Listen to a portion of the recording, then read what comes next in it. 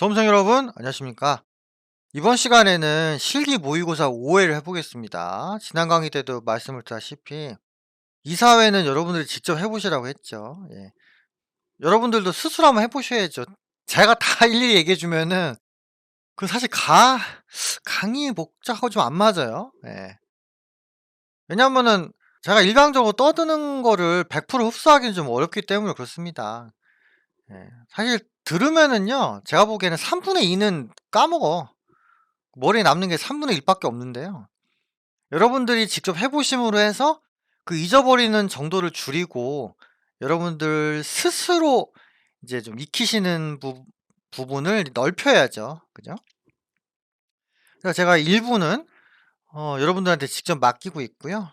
하다가 막히는 거 있으면은 구민사 게시판을 통해서 질문을 주시면 됩니다. 예, 제가 뭐 질문을 받았다고 해서 뭐 한 개에 100 원씩 받고 이런 건 아니니까 질문해 주시면은 돼요. 제가 최대한 답변을 빨리빨리 드리는 걸로 하고요. 일단 5회 볼게요. 5회. 자, 5회가 나라전자였죠? 예. 요 클릭하시고요. 회사가 바뀌죠? 예. 일단 뭐 회사에 대한 소개는 여러분들이 한번 적절히 읽어 보시고요. 일단 문제 1번부터 바로 가겠습니다. 문제 1번은 기초 정보에 대한 거죠. 처음에 보니까 정기분 재무상태표에서 오류를 확인했대요. 바꾸시오 이렇게 돼 있죠. 원재료 재고가 950만 원인데 700만 원으로 잘못 입력됐답니다. 정기분 재무제표 수정할 때 순서 기억하셔야죠. 재, 원손, 이재. 그죠? 자, 재무상태표 클릭하시고요. 원재료가 700만 원이래요. 자, 요걸 950으로 바꿔야 되죠? 950 바꿉니다. 자, 그러고 나서 어디로 가요?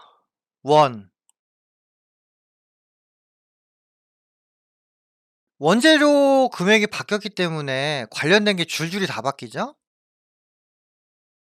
원재료 B 클릭해 보시면은 기말 원재료 재고 바뀌었고요. 그러다 보니 단기 총 제조 비용이 바뀌어 가지고 단기 제품 제조 원가가 또 바뀌었어. 그죠? 단기 제품 제조 원가가 손익계산서상 매출 원가 쪽으로 가죠.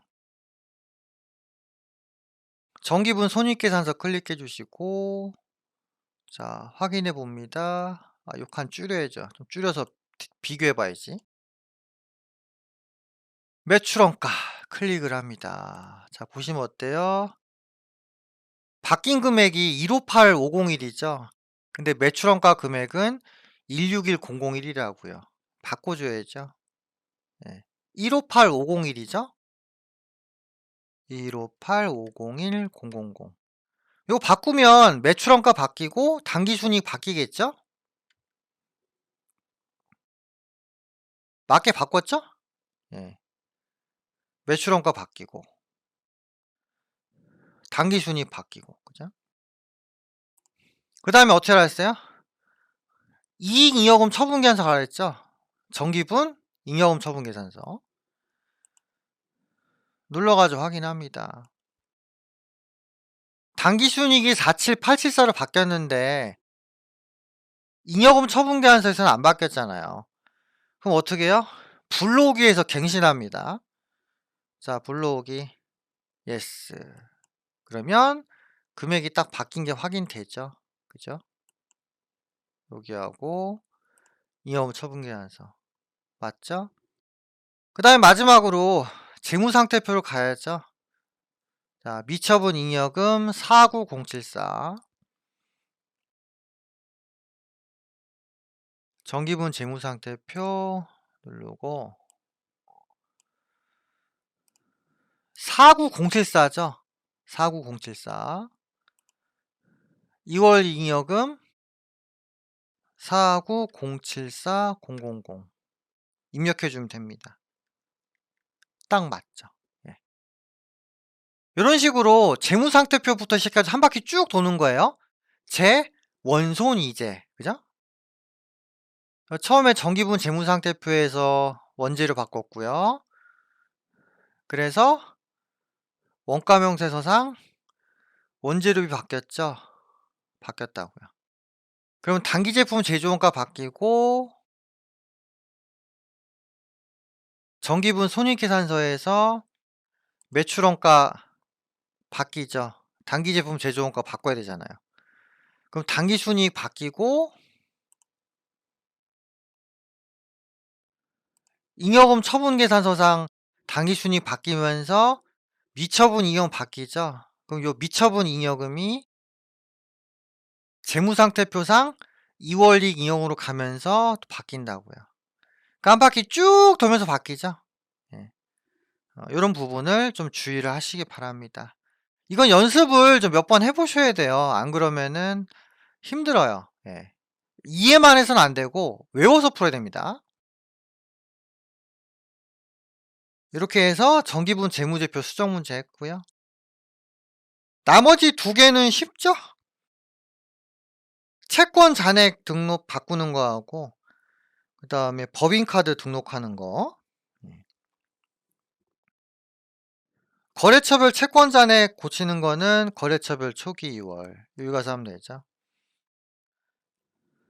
단기 대여금이 있네요. 세움이 500이고 사랑이 480이죠. 바꾸면 되죠. 세움 500 F2 눌러서 사랑 상사 480 등록하면 되고요. 그 다음에 외상매입금 미래인이 430 IPD 250인데 자료에 보면 이게 바뀌어 있죠. 바꿉니다. 250 430 이게 바꿔서 입력하면은 딱 맞죠. 예. 이렇게 해서 1-2번 문제 풀었고요. 세 번째, 거래처 등록 메뉴에다가 등록을 하라. 카드죠? 신용카드. 그대로 하면 되죠. 그대로. 문제 있는 그대로 하면 되고요. 코드 번호 99600. 상호는 유형이 매입이네요. 2번. 카드 번호가 4500-1152-0052-6668 이렇게 하면 되고요. 맞죠?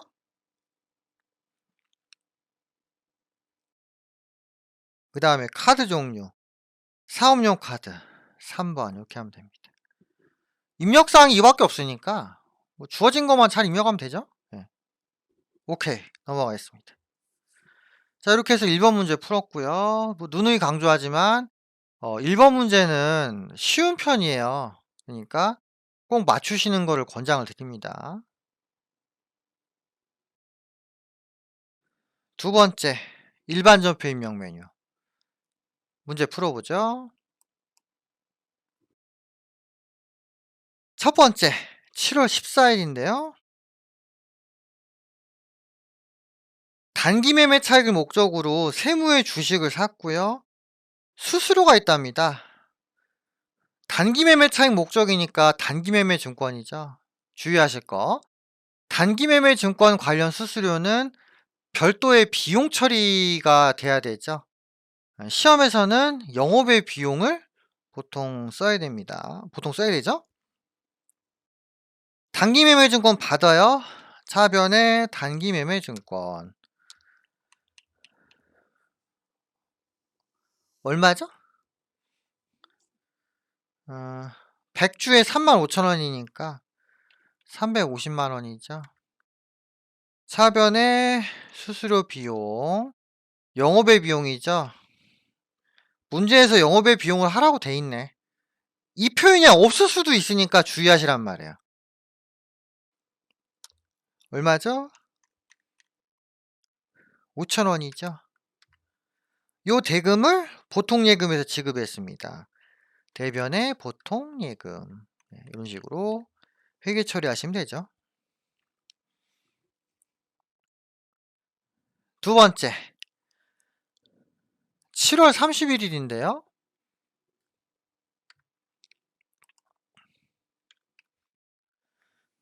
금호전자의 부도로 외상매출금 잔액이 회수 불가능해서 대손 처리했다.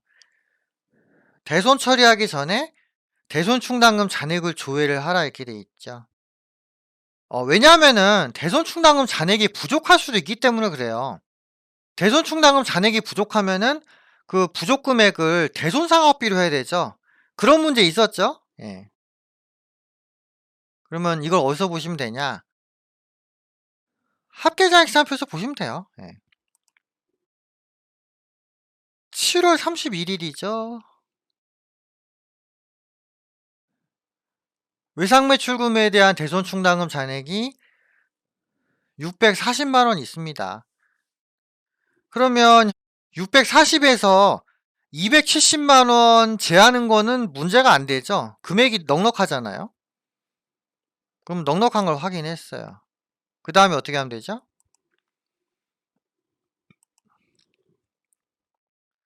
일단 외상매출금을 날려야 되니까 대변에 외상매출금 하고요. 거래처는 어디다? 금호전자 이렇게 하시고 270만 원 하시고요. 그 다음에 차변에 어떻게 해요? 대손 충당금 그냥 쓰면 됩니다. 아무거나 쓰면 안 되고 외상매출금에 대한 거 써야 되죠.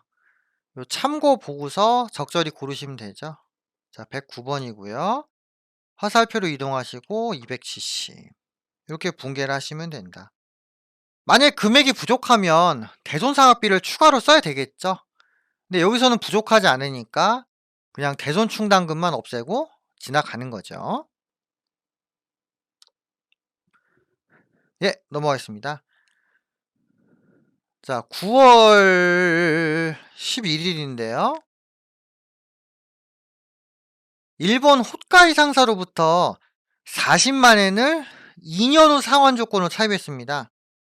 2년이면 장기 차입금이 되겠죠, 그죠?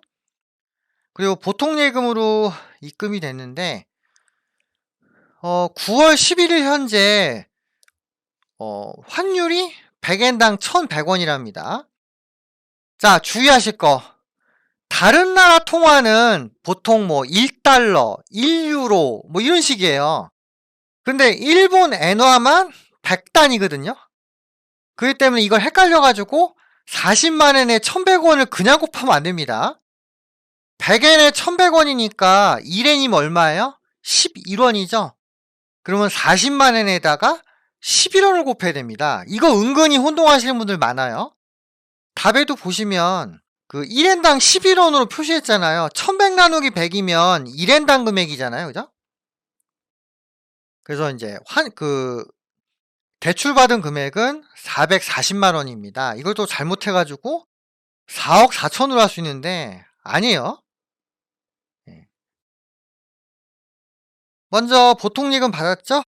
차변에 보통예금. 차변에 보통예금 하시고요. 440이죠. 그 대변에 기말로부터 1년 초과돼서 상환되니까 장기 차입금.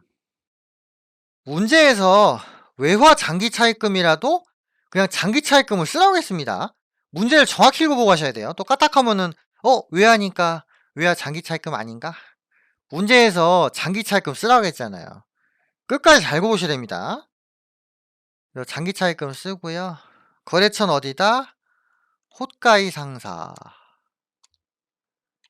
이런 식으로 분계를 하시면 되겠어요. 예, 무난하죠? 네 번째 보시면 네 번째. 네 번째는 9월 25일인데요. 토지를 취득했고요. 취득 대가로 주식을 발행했답니다. 이거는 현물출자죠? 그리고 취득 당시 토지의 공정가치는 100만 원입니다. 100만 원. 그리고 이제 주의하실 게 보면은 액면가가 5,000 원이잖아요. 그러면 주식 발행 초과금이 나와야 될 수도 있어요. 자본금 나오고 주식 발행 초과금. 근데 할인 발행 차금이 있으면 할인 발행 차금을 상회된 경우도 있으니까 9월 25일 현재 합잔을 봐서 그 자본 쪽의 내용을 한번 봐야 돼. 그래서 9월 25일 하고요. 자본 쪽 봅니다. 아, 여기는 보니까 할인 발행 차금은 없네요. 만약에 할인 발행 차금이 있으면 그걸 먼저 상계를 해야 돼요. 여기는 주식 발행 초과금밖에 없으니까 자본금 초과되는 거는 그냥 주식 발행 초과금으로 하면 될 것 같습니다. 회사 입장에서는 토지 받았죠. 자, 차변에 토지 이렇게 하고요. 공정가치가 100만 원이라고 했잖아요. 100만 원. 주식 발행했죠. 액면가는 자본금. 대변에 자본금 이렇게 하고요. 100주에 5,000원이면 50만 원이죠. 그리고 나머지는 뭘로 한다? 주식 발행 초과금. 네, 이런 식으로 회계 처리하시면 되겠네요. 됐죠? 예. 그 다음에 10월 2일인데요.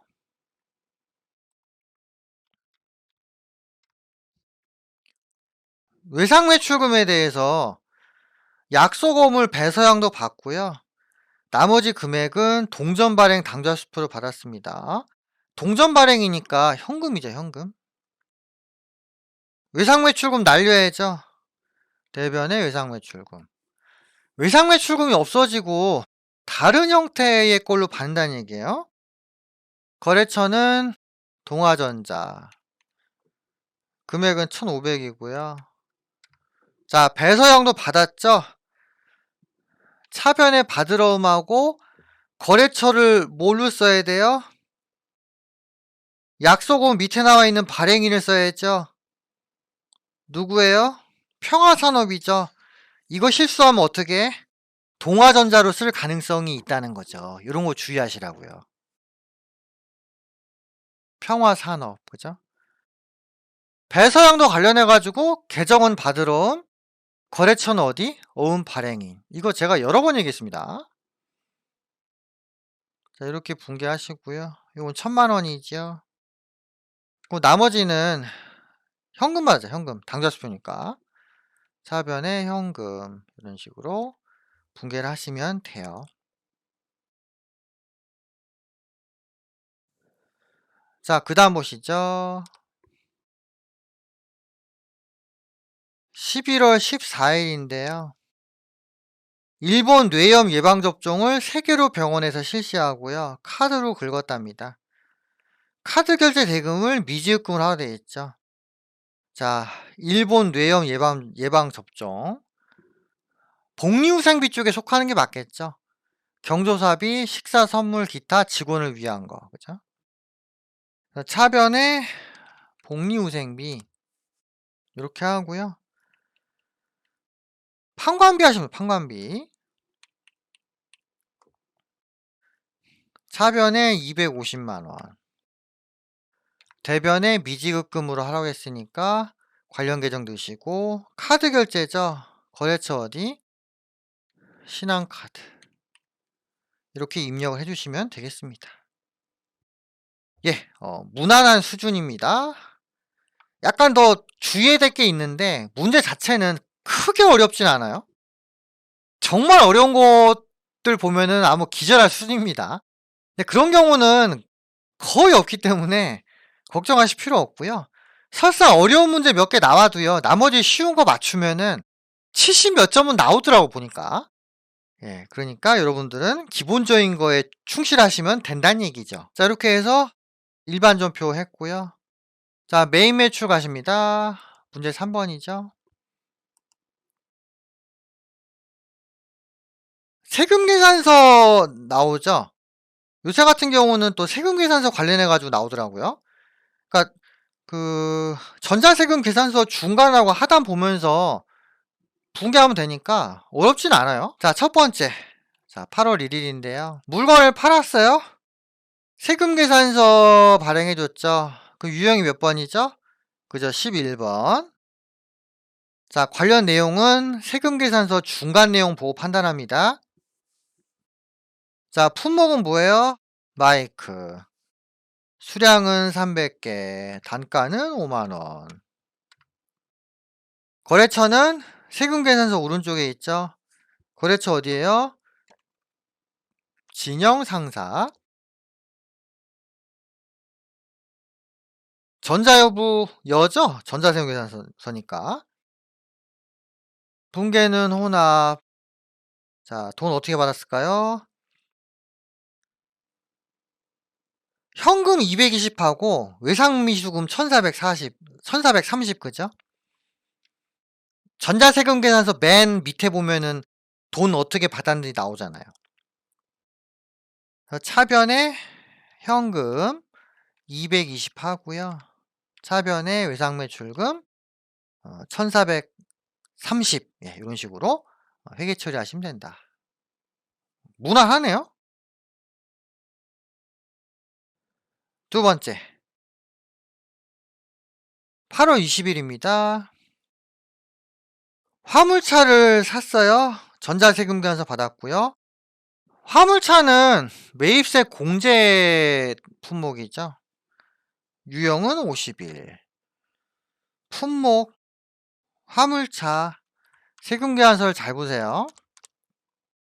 공급가액 1,900만원, 부가세 190. 공급처 어디냐?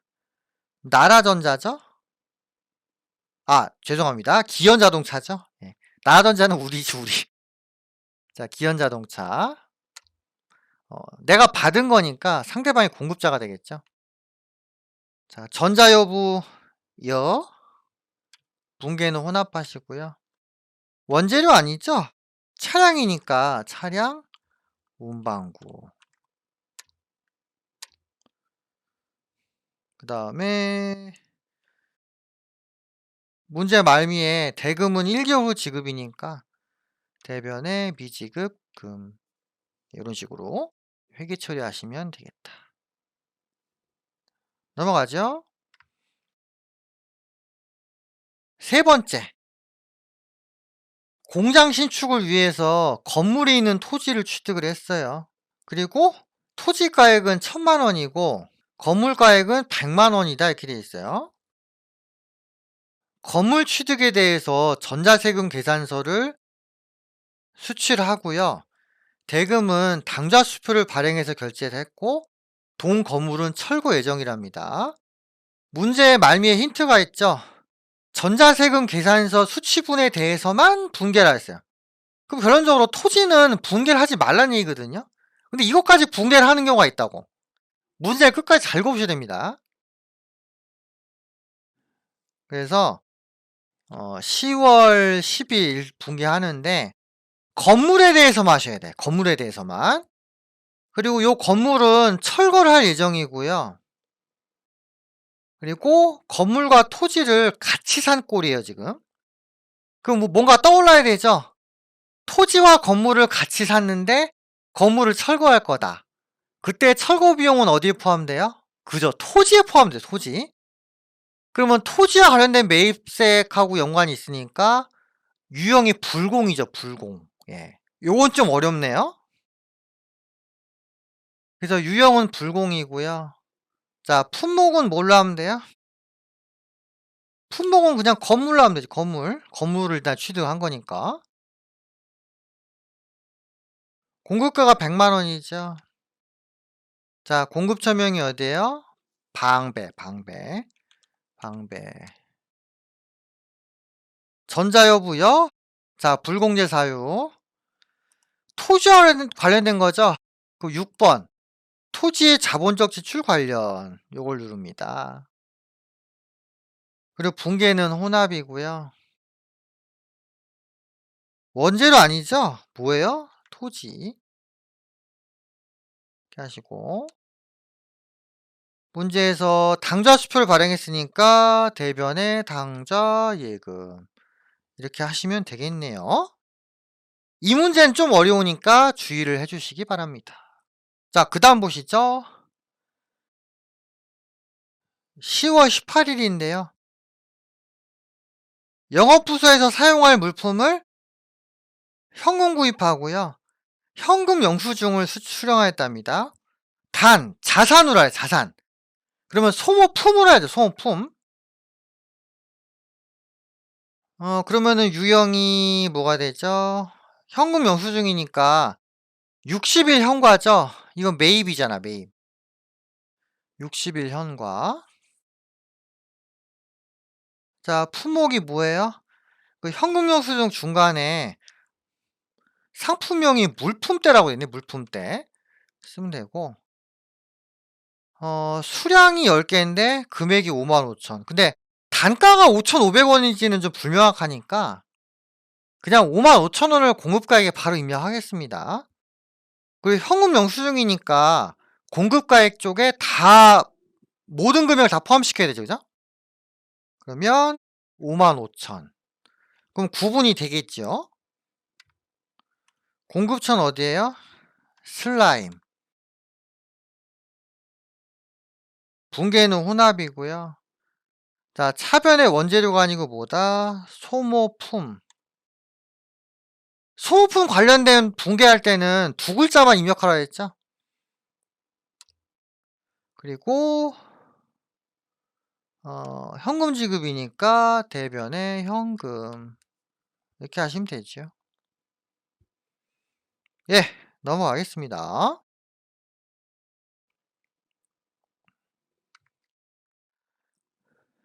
자, 그 다음에 11월 2일인데요.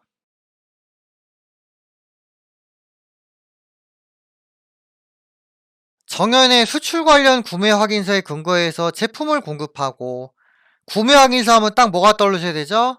영세. 근데 직수출은 아니고요. 세금 계산서를 줘야 되니까 유형이 12가 되죠. 12, 그죠? 12. 여기 밑에 있잖아요. 자, 12가 되고요. 문제에서 품목을 제품 이렇게 했죠. 자, 공급가액 얼마? 2,200만 원. 문제 읽어보시면 나오죠. 자, 정연에 팔았고요. 전자여부는 여죠? 영세율 전자세금 계산서 발급이니까 여 하시고, 영세율에 관련되면은 구분을 입력해야죠.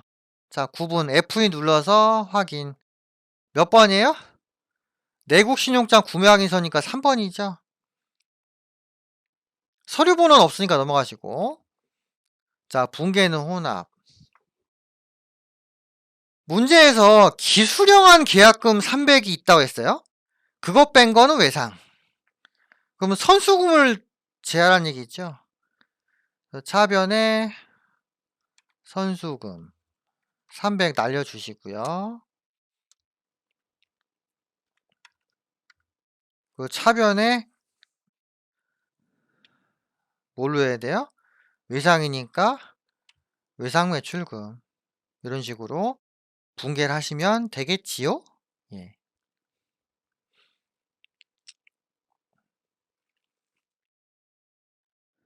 그 다음 보시겠습니다.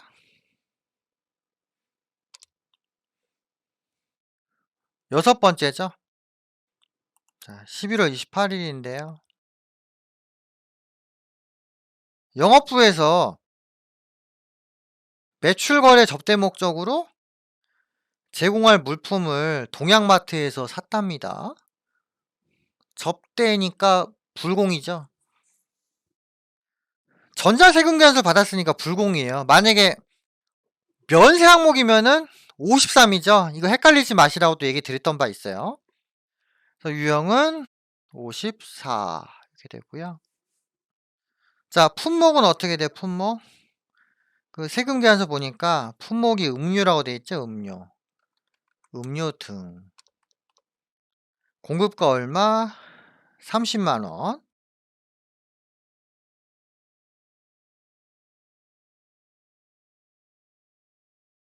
이렇게 돼 있고요.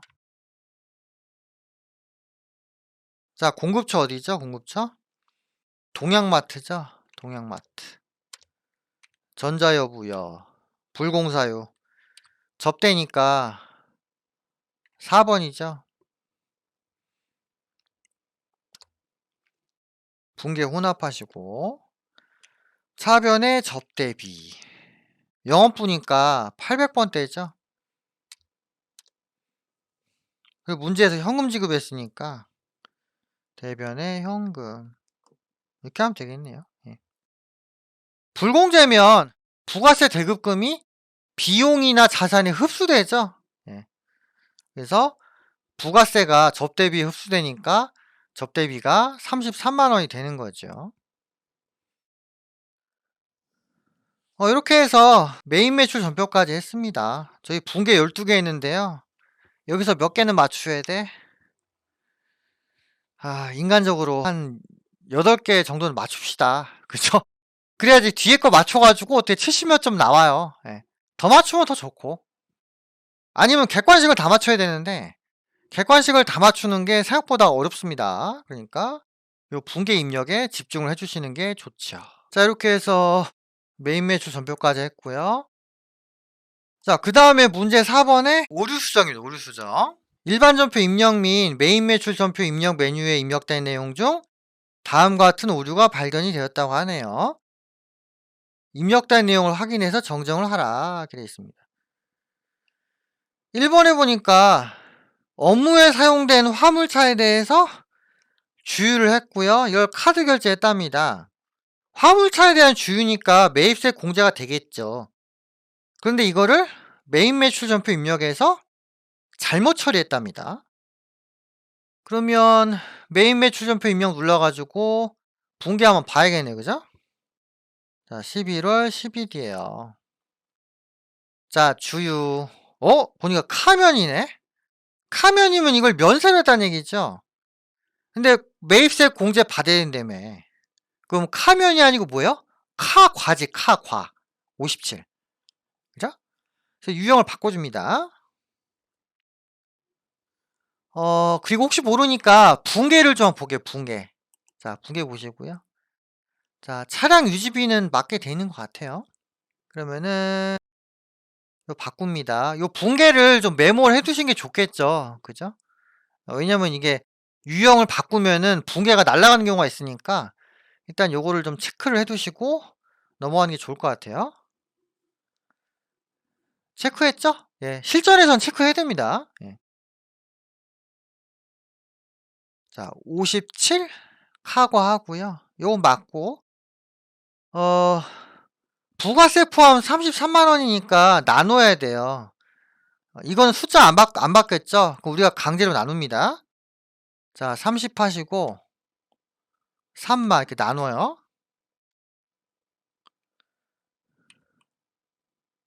그리고 카드사는 축협 카드가 맞죠? 그리고 붕괴를요 그냥 혼합으로 하세요. 혼합으로 하시고 원재료 아니죠? 이거 아까 차량 유지비로 했었죠? 차량 유지비 공장용 차량이니까 제조원가로 하시고 그 다음에 아까 카드로 긁어가지고 대변에 미지급금 했었죠? 자, 카드 결제할 때는 거래처가 어디다? 카드사. 자, 축협 카드 그립니다. 됐죠? 예. 이렇게 바꿔주시면 돼요. 약간 어렵네, 이건. 약간 어려워. 예. 넘어가겠습니다. 두 번째 보니까 이런 게 있죠. 회사가 확정 급여형 연금에 가입을 했는데 회계 처리를 비용으로 했어요. 확정 급여형 같은 경우는 퇴직연금 운용자산으로 해야 되죠. 바꿉니다. 요거는 부가세 관련되는 거 아니니까 그냥 일반전표로 할게요. 11월 23일. 퇴직급여가 아니고 뭐다? 퇴직연금 운용자산 나오죠.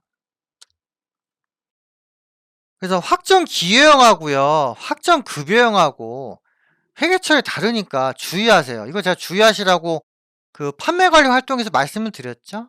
예. 이거 뭐 별로 어려운 건 아닌 것 같으네. 예. 이렇게 해서 오류 수정까지 했습니다. 그다음에 5 번이 결산이죠? 자 12월 31 일이고요. 일단 이 수동 결산하고 자동 결산을 구분해야 되는데요.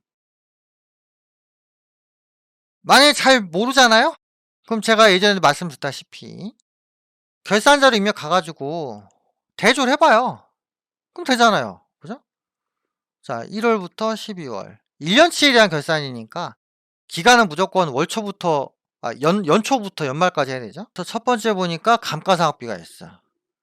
감가상각비. 이건 자동이네요. 두 번째 법인세 비용. 얘도 자동 결산이네. 세 번째 매출 채권에 대한 대손 충당금. 얘도 자동 결산 같네요. 그죠? 예. 근데 얘는 보니까 마이너스야, 마이너스. 그러면은 대손 충당금 환입이라는 얘기가 되겠네요. 그죠? 그러면은 세 번째 거는 일반 전표 가서 해야 될 것이고, 그죠? 세 번째 거. 첫 번째하고 두 번째는 자동 결산으로 가야 된다 이거죠. 그 제가 지난 강의 때 합산을 보라고 말씀드렸던 것 같은데, 지금 생각해 보니까 그냥 대손상 눌러 가지고 마이너스인지 확인하면은 되겠다. 그죠? 이게 마이너스면은 대손 충당금 환입이 생긴다는 얘기죠. 플러스면은 대손 상환비가 생긴다는 거고요. 그죠? 예. 요거 한번 클릭해 가지고 확인하시는 게 더 낫겠네. 자 그래서 세 번째는 일단 대손 충당금 환입이니까 그 일반 전표로 가시고요. 자 그럼 요것도 한번 우리가 적어 놔야지. 그죠? F8 눌러 가지고 대손율은 1% 니까 그대로고요. 외상 매출금 마이너스 39만 4천, 받으러 온 마이너스 12. 요거에 대해서 인제 회계 처리하면 될 것이고, 나머지 애들은 나중에 지우면 되겠죠? 예. 요거는 실제 시험에서는 적어 두시는 게 좋습니다. 예. 일단 뭐 책엔 답이 있으니까 그냥 보는 거고요. 자 일반 전표 가시죠. 먼저 대손 충당금 환입을 적어야 되고요. 그러면 환입은 대변이죠, 대변. 그죠? 그전에 그 대손 충당금을 줄이는 분계부터 먼저 하자. 예. 그래서 차변에 대손 충당금 하고요. 자 외상 매출금에 대한 게 39만 4천 원 줄어들어야 되죠. 39만 4천 이렇게 하고, 그다음에 받으러옴에 대한 거 12만 원 이렇게 줄여야 됩니다. 그죠? 그러면 대손 충당금 환입이 얼마예요? 대변에 대손 충당금 환입. 그죠? 그 주의하실 게 있는데요. 이 문제에서는 외상 매출금과 받으러옴에 대한 환입을 해야 되니까 851번 하셔야 됩니다. 이거 제가 채권 채무 관리에서 말씀드렸죠. 대손 충당금은요 채권에 대해서 설정이 가능해요. 근데 채권이 두 개가 있잖아요. 매출 채권이 있고 기타 채권이 있죠. 기타 채권에 대한 환입이라면은 900번대를 쓰는 게 맞는데, 외상 매출금이나 받으러옴에 대한 환입은 800번대를 쓰는 게 맞습니다. 예. 이거 헷갈리지 마세요. 책에 분명히 제가 적어 놨어요, 이거. 아시겠죠? 이거는 왠지 틀릴 수도 있을 것 같아. 그래서 요거 딱 엔터 쳐 가지고 그렇게 하시면 되죠. 답에는 분계를 쪼개 놨는데 어차피 총액이 얼마인지 알 수 있으면은 그냥 대손 충당금 환입을 합쳐서 해도 상관없어요. 예. 자 이렇게 분계를 합니다. 자 이렇게 분계하면은 나중에 자동 결산 갔을 때 대손충당금 추가 설정액이 0으로 나올 거예요. 0. 그죠? 미리 붕괴를 했으니까 0으로 나온단 말이죠. 그래서 세 번째 거를 일단 붕괴를 했고요. 그다음에 이제 첫 번째하고 두 번째 붕괴를 하면 되죠. 자, 결산자료 입력 눌러 주시고, 자, 1월부터 12월. 자, 이렇게 합니다. 대손상각 누르니까 여기 0 됐죠? 원래 마이너스 39만 4천, 마이너스 12 이렇게 나왔는데 일반 전표에서 환입을 치니까 이게 다 사라지는 거죠. 그 나머지 3개는 필요 없으니까 다 지워. 이렇게 백스페이스 누르고 다 지워요. 그러면은 추가 설정이 빵원 나오죠? 이 상태에서 결산 반영하면 돼요. 반영. 하면 그냥 빵원이 반영됩니다. 빵원이 반영돼요. 자, 그러고 나서 첫 번째 보니까 다음과 같은 게 있죠. 기계장치 감가상각비 좀 내려가지고 보시면 여기 제조원가에 대한 감가상각비 나오죠. 기계 얼마? 200만원 이렇게 되고요. 그 다음에 비품 나오네. 비품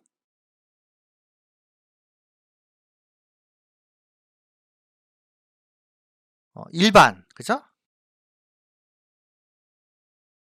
45만원 그죠? 그리고 개발비 30 이렇게 입력하면 돼요. 자, 입력 잘 됐죠? 됐고요. 그 다음에 법인세 비용이 총 1250인데 선납세금이 있다고 합니다. 미리 낸 게 있어요. 그러면은 선납세금 600을 입력하시고요. 전체 세금이 1250인데 미리 낸 게 600이 있으면은 추가 세금은 650이잖아요. 그죠? 예. 이렇게 맞춰주시면 돼요. 다 됐습니다. 자, 그러고 나서 잊지 말아야 될 게 뭐다? 전표 추가. 예스. 그럼 됐어요. 예. 만약에 이거 하고 나서 잘못했네. 그럼 어떻게 하면 돼요? 결산분계 삭제 누르고 숫자를 다시 입력하고 전표 추가 다시 하면 되죠. 예. 그래서 이 전표 추가를 해야지 결산분계가 이렇게 생성이 돼가지고 전체 재무제표가 맞게 작성이 되는 거예요. 이해되시죠? 예. 일단 전산액 1급에서는 여기까지만 하시면 돼요. 잉여금은 거의 안 나왔거든요. 나온 적이 없던 것 같아요. 제 기억에는. 그래서 거기까지는 굳이 하실 필요는 없고요. 그냥 결산전표 추가까지만 해주시면 됩니다. 자, 그 다음에 6번 장부조회죠. 첫 번째, 일기 확정 부가세 신고 기간 중 카드로 공급된 공급 대가가 얼마인가 이렇게 돼 있죠. 공급 대가. 이거는 유형을 물어보는 거예요. 유형. 그죠? 카드 매출이니까 유형이 카드 과세겠네요. 17번. 그죠? 요런 걸 조회할 때는 메인 매출장을 가면 돼요. 메인 매출장. 그래서 4월 1일부터 6월 30일까지 이렇게 하고요. 카드 매출이니까 구분을 2번으로 해야지. 2번. 그죠? 유형은 뭐다? 카과 누르면 나오죠. 공급 대가가 얼마냐고 해서 공급 대가. 공급 대가가 뭐예요? 부가세 포함 금액이죠. 보면은 4월 30, 6월 30 두 건 있네. 옆에 전체 합계를 보니까 분기 누계 보면 되죠. 우리 분기만 조회했으니까. 분기 누계, 분기 합계 1320이죠. 이거 실수하면 1200으로 할 수 있는데 공급 대가는 세금까지 고려된 거니까 1320으로 하시는 게 맞죠. 예. 자, 이렇게 해서 첫 번째 풀었고요. 그 다음에 두 번째. 이건 좀 어렵네. 이건 좀 어려워요. 1기 확정 부가세 신고 기간 중 신용카드로 매입한 사업용 고정자산 금액이 얼마인가 이렇게 되어 있어요. 이건 약간 외우셔야 됩니다. 부가세 신고서 보시면은 고정자산 매입이 따로 나오거든요. 그래서 부가세 신고서 가셔가지고 4월 1일부터 6월 30일 해가지고 여기서 찾습니다. 일단 매입 자료를 봐야 되겠죠. 매입세액인데 세금 계산서는 아니죠. 카드니까. 여기 그 밖에 공제 매입세액 이쪽에 있네. 그죠? 요 쭉 따라가 보면은 오른쪽 밑에 그 밖에 공제 매입세액 해가지고 신용카드로 산 게 있어. 자, 일반 매입이랑 고정 매입이 있죠. 고정자산 매입.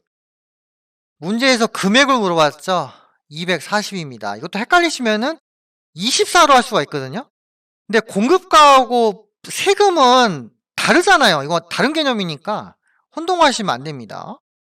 그래서 여기 240이죠. 요거는 약간 외우셔야겠다. 그죠? 바로 눈에 안 띄잖아요. 요건 약간 어려운 거고요.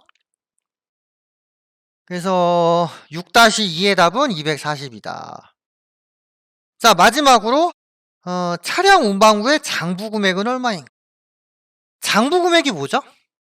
취득원가에서 감가상각 누계액을 뺀 금액이죠. 이것도 엉뚱하게 하면은 취득 금액을 쓸 수 있다. 자, 이건 닫을게요. 우리 건드린 거 없으니까 아니오하면 되죠. 장부 금액을 보려면은 재무상태표 가야 되죠. 저희 이론에서 유형자산 할 때 재무상태표 표시 내역 다 보여드렸잖아요. 그죠? 자, 재무상태표 눌러봐요. 정기분 아니에요? 이건 단기분. 자, 단기분 재무상태표 눌러가지고 자, 6월 말 현재 조회. 차량 운반구라 그랬죠, 문제에서. 차량 운반구 장부 금액 8,500이죠. 이것도 실수하면 1억 천으로 할 수 있다니까. 근데 장부 금액이라 하면 취득 금액에서 누계액을 뺀 나머지니까 요 8,500을 써야겠죠. 이거는 좀 헷갈려. 이건 제가 풀어도 틀릴 수 있을 것 같아, 느낌이. 전 사전에 다 연습을 하고 오니까 딱 파악이 되지만 그냥 전혀 아무 사전 정보 없이 이걸 딱 보면은 1억 천을 쓸 가능성이 있어요. 충분히. 그죠? 1억 천이 아니고 뭐다? 8,500이다. 예. 이렇게 문제를 푸시면 되겠습니다. 자, 이렇게 해서 모의고사 문제를 다 풀었어요. 예. 해보시니까 어때요? 할만해요? 할만하지 못할 겁니다. 그럼 여러분들이 열심히 연습을 해가지고 할만할 때까지 해야죠. 예. 시험장 갈 때까지 학습을 하셔야 된다는 거죠. 해결하는 게 어렵진 않은데 좀 지겨워요. 그리고 반복을 좀 많이 하기 때문에 좀 하다가 보통 포기합니다. 그런 상태에서 시험장 가면은 분명히 어디선가 봤어. 근데 기억이 안 나요. 그러면 이제 제 강의를 또 들어야 되는 거죠. 하긴 뭐 제 강의는 무료 강의니까 뭐 몇 번을 들어도 상관없지만은 너무 그렇게 오랫동안 공부하다 보면은 지친단 말이에요. 이게 이제 회계사나 세무사 시험처럼 3-4년 잡고 하는 건 아니기 때문에 되도록이면 한 번에 합격하시는 게 좋고요. 아무리 못해도 한 3번 안에는 합격하시는 게 좋아요. 이거 붙잡고 1년, 2년 하고 있으면은 그것도 조금 문제일 수 있습니다. 예. 집중력 있게 공부를 안 한다는 얘기니까 좀 그건 약간 반성을 좀 해야 될 필요는 있을 겁니다. 예. 그래도 열심히 하시면 된다. 아시겠죠? 예. 요까지 하고요. 혹시나 또 연습을 또 하고 싶으실 수 있잖아요. 그죠? 그러면은 연습을 다시 하는 방법에 대해서 한번 보여드리겠습니다. 5회까지 했으면은 붕괴가 다 입력되고 했을 겁니다. 그러면은 K랩을 다 닫으세요. 이걸 다 닫고요. 그리고 내 컴퓨터 가시면은 다운로드 받았던 게 있을 거예요. 그죠? 요 파일 있잖아요. 그죠? 요걸 도로 설치하시면 되는데, 그 전에 C 드라이브, K랩 DB, K랩 요거 눌러가지고 5개를 다 지웁니다. 예. 요걸 다 지워야지 없어지잖아요. 아깝지만 지워야 돼요. 자, 지우시고, 우리가 연습을 했으니까 다운로드 받았던 모의고사 파일 5회분 있죠? 이걸 재설치합니다. 자, 더블 클릭하시고, 그냥 클릭하면 되겠구나. 자, 실행, 압축 해제. 자, 설치가 되죠, 그죠? 닫게 하시고요. 다시 K랩 들어가세요. 이해하시고, 종목이랑 드라이브는 건드리시는 거 아니죠? 회사 등록 들어가서 회사 코드 재생성을 다시 한번 하시면은 다시 업데이트가 돼요.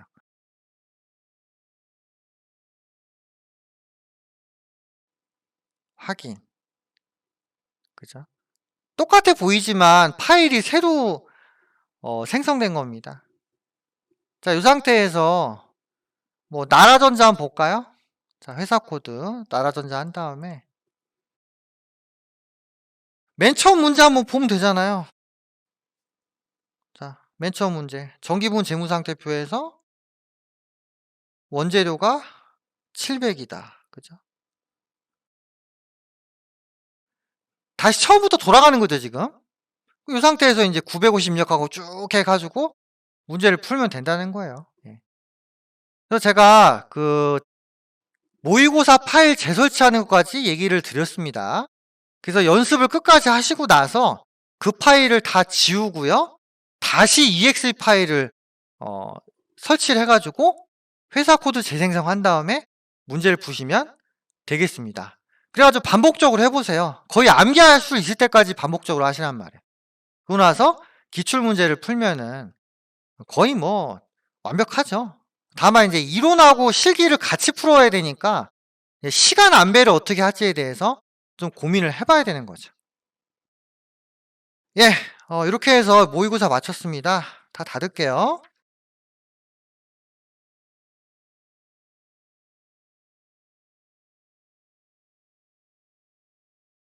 다음 시간에는 기출문제 풀어, 기출문제. 그리고 하나 주의하실 게 있는데요. 기출문제 풀 때는 USB 있죠? USB를 꼭 컴퓨터에 장착을 좀 해주세요. 실제 문제를 풀 때는 그 제공받는 문제 형태가 USB. 그러니까 이 파일 있죠? 이 파일이 USB에 담겨가지고 배포가 된다고요. 그럼 여러분들이 USB를 받아서 USB를 컴퓨터에 꼽고 파일을 이렇게 작동을 시켜야 되는 거거든요. 여러분들이 그 실전 연습까지 하셔야 됩니다. 거기서 버벅거려가지고 시간 낭비를 하시는 경우가 꽤 많습니다. 근데 웃긴 게 거기까지 강의해 주는 게 별로 없어요. 보통 그냥 모의고사 풀고 끝이야. 예. 근데 저는 더 한 발자국 나아가지고 실전에서 어떻게 할지까지 제가 이야기를 좀 드리고자 합니다. 그래서 저희 파트 3이죠. 기출문제 풀이. 요거 할 때는 USB를 꼭 지참을 해서 컴퓨터에 꽂고 하세요. 꽂고. 예, 저도 USB 컴퓨터에다 꽂아가지고 수업을 할 겁니다. 그래야지 진짜 실전처럼 풀이를 할 수가 있는 거고요. 그 다음에 이제 정말로 여러분들이 시험장 갔다고 생각을 하시고 기출문제를 풀어보세요. 예, 저도 그 감 살려가지고 이야기 드릴게요. 예, 그럼 완벽하죠? 예. 그래서 다음 시간에는 이제 파트 3 풀 건데 다 풀어드리지는 않을 거예요. 2회차 풀어드리고 2회차는 여러분들이 직접 해보시는 걸로 하겠습니다. 그리고 뭐 정답 해설은 뒤에 다 있으니까 천천히 보시면서 하시면 될 겁니다. 예, 이렇게 해서 모의고사 다 마쳤습니다. 하시다 궁금한 거 있으면 질문 주시고요. 다음 시간에는 정말 마지막으로 기출문제를 딱 풀고 전산회계 1급 강의를 모두 마치겠습니다. 예, 수고하셨고요. 다음 강의 때 뵙도록 하겠습니다.